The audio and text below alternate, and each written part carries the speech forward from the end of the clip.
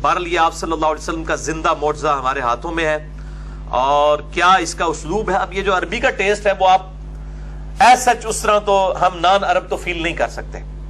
بہرحال اردو زبان میں اگر کسی نے اس کو ٹرانسلیٹ کیا اس عربی کے سوز و گداز کو، تو وہ مولانا مودودی رحمہ اللہ تعالی کا ترجمہ ہے ترجمان القرآن کے نام سے.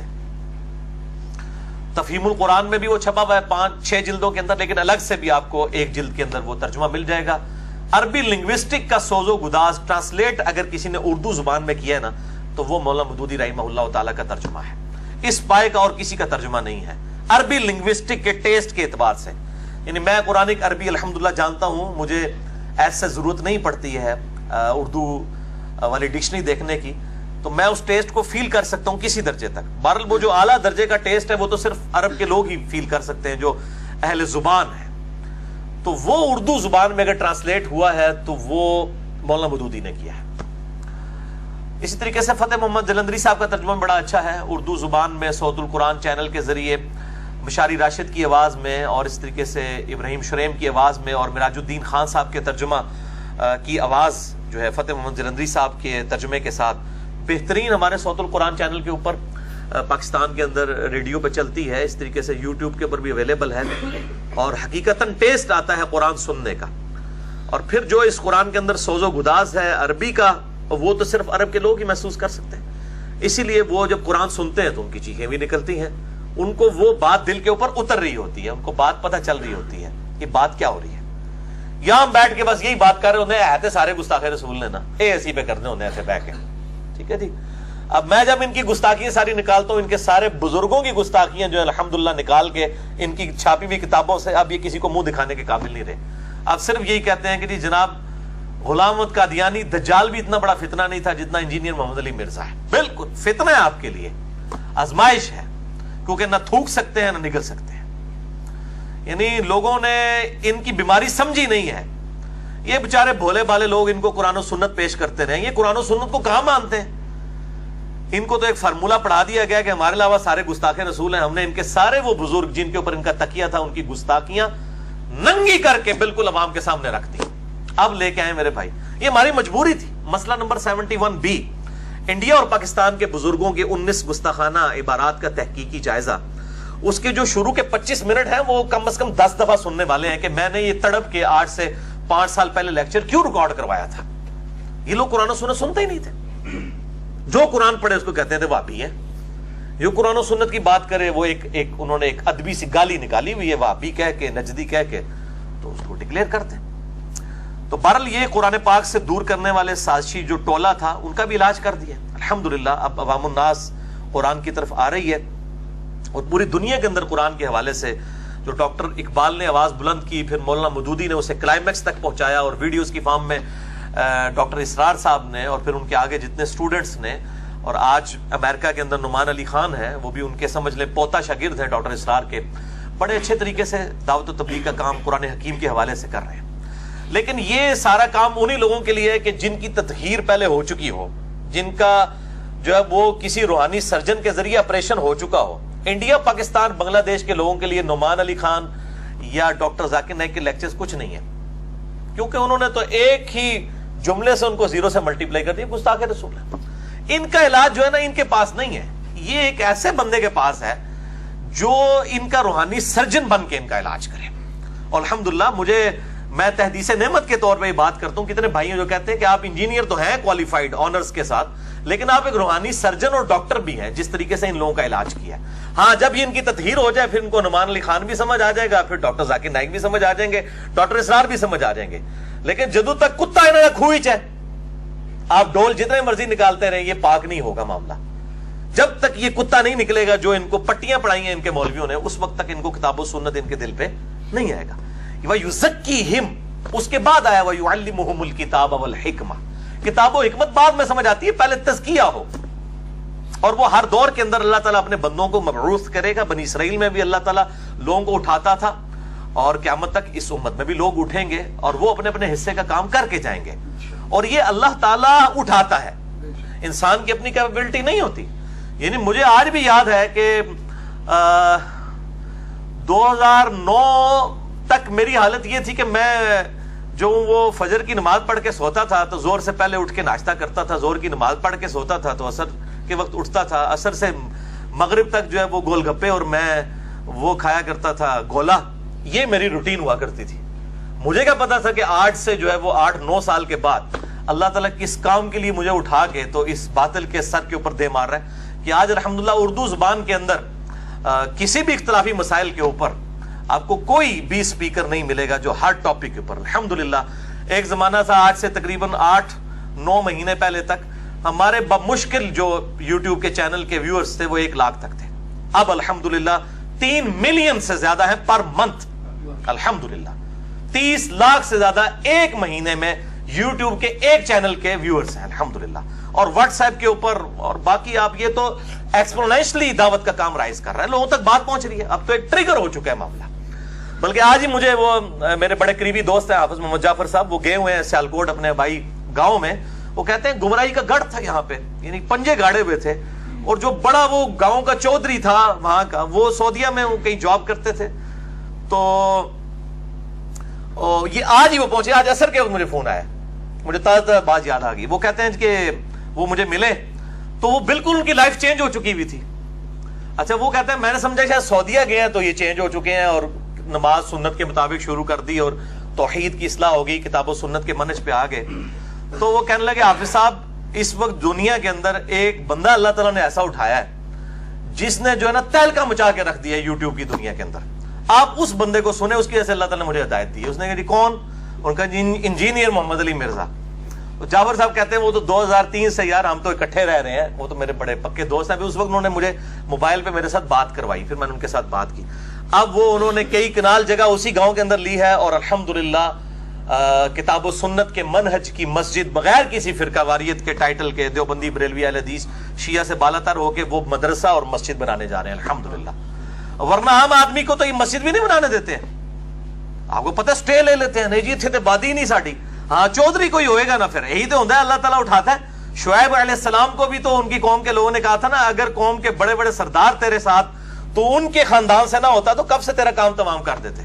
تو اللہ تعالیٰ انبیاء اکرام علیہ السلام کو بھی ایسی جگہوں کے اوپر ایسے خاندانوں میں مبعوث کرتا ہے کہ جن کا روب ہوتا ہے, اور انبیاء اکرام علیہ السلام کی تعلیمات کو پھیلانے والے لوگ بھی پھر اللہ تعالیٰ اس طریقے سے مبعوث کرتا ہے, ایسے اٹھاتا ہے کہ وہ دنیاوی سٹیٹس کے اعتبار سے بھی اوپر کے لوگ ہوتے ہیں جن کے ساتھ وہ لوگ پھر اس طریقے سے جنہوں کہتے ہیں کھونگا نا خیر نہیں کوئی سکتا, خیر نہیں پھر انہوں نے کوئی سکتا.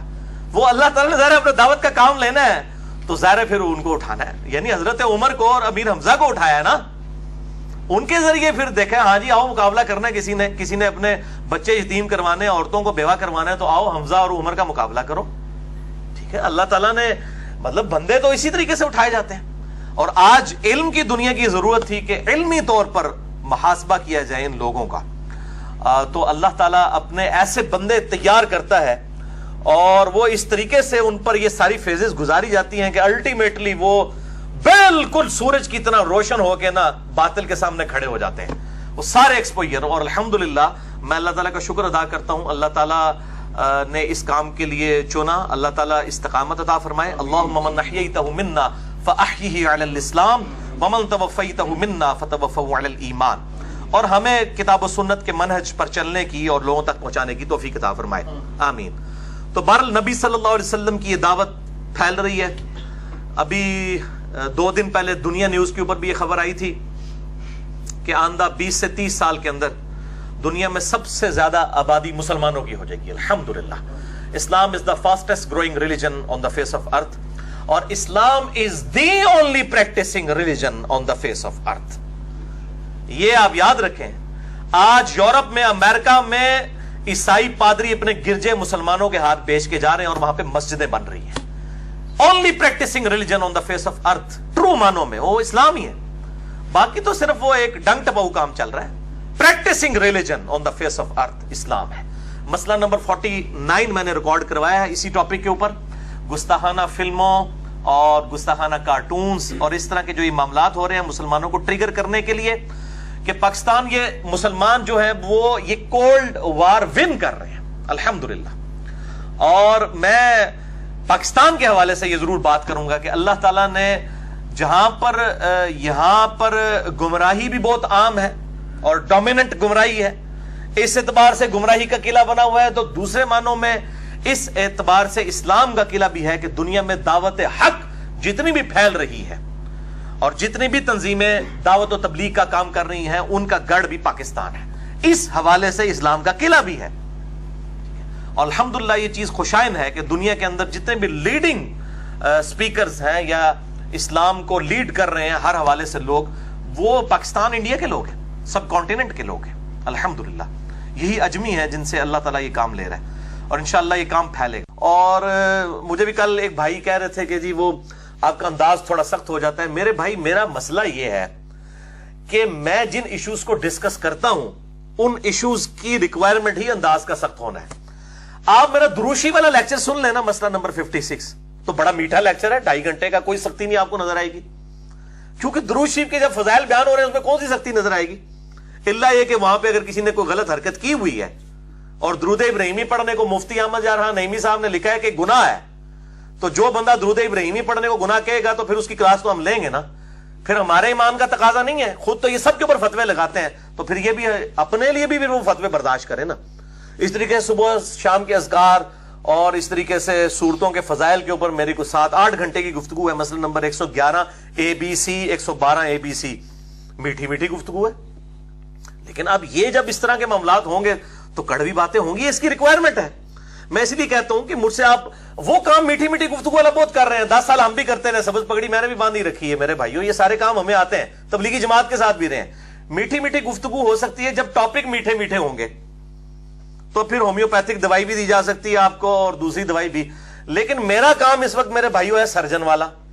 سرجن کی مجبوری یہ ہے کہ پینڈکس پھٹنے والا ہے اور بندے کی موت آ جانی ہے, ایمان کی موت ہو جانی ہے اگر اس نے چیرا نہ لگایا, تو بیوشی کا ٹیکا بھی لگے گا اور چیرا بھی لگے گا. تو سرجن کا کام کبھی بھی میٹھا میٹھا نہیں ہوتا, وہ کڑوا کڑوا ہی ہوتا ہے, لیکن اس کے ساتھ جو ہے وہ اگلی زندگی وابستہ ہوتی ہے.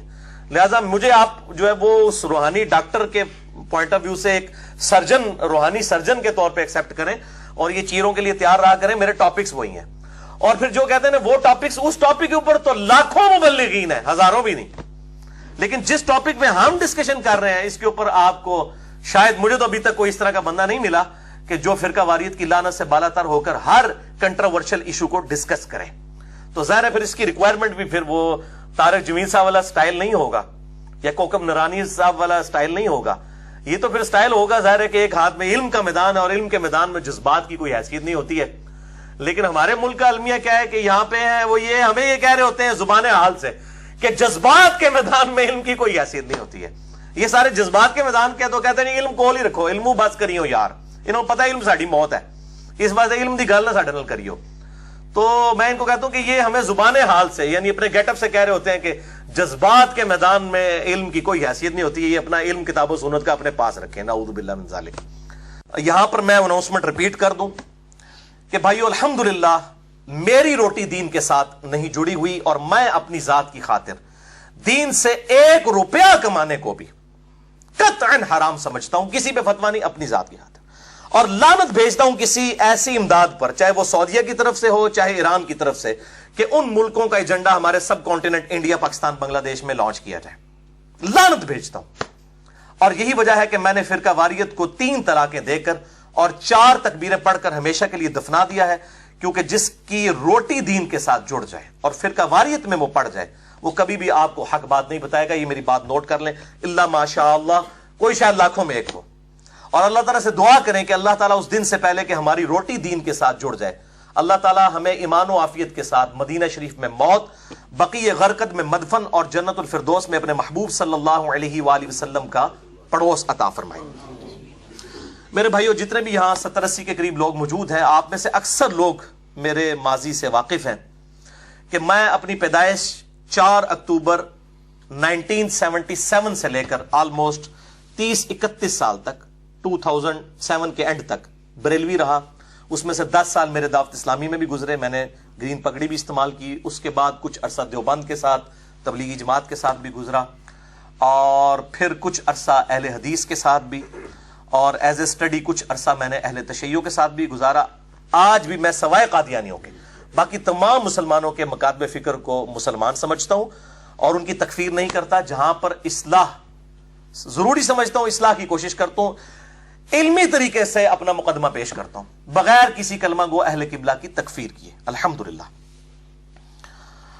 اور ہماری یہی اپروچ ہونی چاہیے. اللہ تعالی ہمیں اسی اپروچ کے ساتھ لوگوں تک حق بات پہنچانے کی توفیق عطا فرمائے. یہاں پر میں ایک بات اور بھی کلیئر کر دوں کہ یہ اکثر لوگ کئی بار کمنٹس کرتے ہیں جی ہر دفعہ نیگیٹو باتیں. میں نے پہلے بھی کہا تھا کہ ہماری مجبوری ہے کہ جن ٹاپکس کو ہم ایڈریس کر رہے ہیں اس پہ کوئی ہاتھ نہیں ڈالتا. باقی بیچارے کوئی ہومیوپیتھک ڈاکٹر والا معاملہ ہے, میٹھی دوائیاں آپ کو دیتے ہیں, غیبت کی تباہ کاریاں, چغلی کی تباہ کاریاں, یہ لیکچرز ایسی بڑے دن دے رہے ہیں بھائی. اصل مسئلہ تباہ کاریاں ہیں, گستاخیوں کی تباہ کاریاں اور شرک کی تباہ کاریاں جو ہم پوائنٹ آؤٹ کر رہے ہیں. تو ہمارا کام ہے سرجن والا. سرجن کا کام ہے وہ ٹیکا بھی لائے گا تو وہ جناب نشتر بھی چلائے گا, ورنہ پینڈس پھٹ جائے گا تو مر جاؤ گے, تو اڑے ایمان کی موت ہو جائے گی اگر یہ نشتر نہیں چلے گا. یہ نشتر برداشت کریں. تو ظاہر ہے جب یہ اس طرح کی باتیں ہوتی ہیں تو میرے بھائی پھر نشتر چلتا ہے. اور یہ ہم کیوں کر رہے ہیں؟ یہ قرآن حکیم نے ہمیں حکم دیا ہے. سورۃ النحل آیت نمبر 125 ہے, ادعو الی سبیل ربک بالحکمہ والموعظۃ الحسنہ وجادلہم باللتی ہی احسن. بلاؤ اپنے رب کے راستے کی طرف حکمت کے ساتھ اور اچھے واز کے ساتھ, اور مجادلہ کرو, علمی جھگڑا کرو جو بکے ہوئے لوگ ہیں نا ان کے ساتھ, مگر آسن طریقے کے ساتھ. گالی گلوچ نہ کرو. گالی گلوچ کی انشاءاللہ گارنٹی ہوگی کہ نہیں نکالیں گے اللہ کے فضل سے.